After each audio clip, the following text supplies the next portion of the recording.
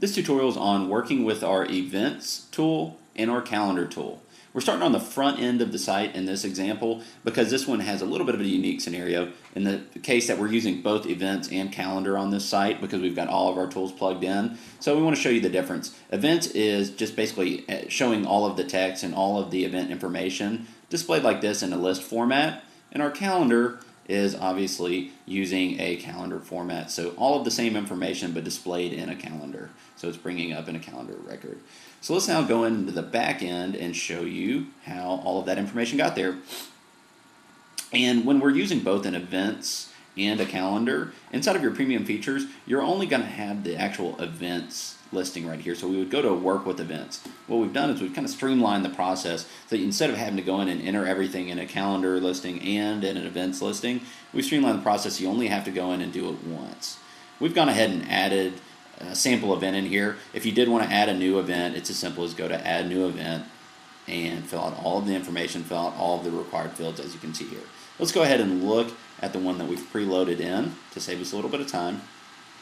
And there is one very important thing to look at as we start out is, first of all, we've got two different kinds of events. We've got dated events, which is one that we had entered in that you looked at, and we've also got recurring events.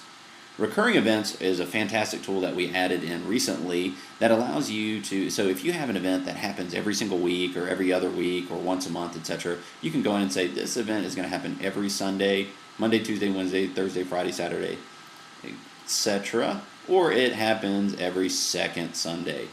So what this is going to allow you to do, instead of having to go in and every single week, enter this event in, and do it again the next week, and do it again the next week, you're going to do it one time, and all of your work is taken care of. Let's go back to dated event and just enter in a single dated event. So for a dated event, all we do is we select the event type, dated event date, which is required, and this is how our event dates always have to appear. As you see here, if you enter it in differently, our system is going to tell you to please enter it like this. The to date, which is just saying this is the start date and this would be the end date. So if it's a week-long event, you would actually want to include a to date, so it would show up on each one of those days. A start time, which is required. This allows us to actually go in and organize. So if we have multiple events on one day, we can actually organize them on the page. An end time, which is optional. An event name, which is required, so we have something to display on the front end. Location, which is optional. And then description, which is required, so that we have something to display and tell about the event with each one of those listings.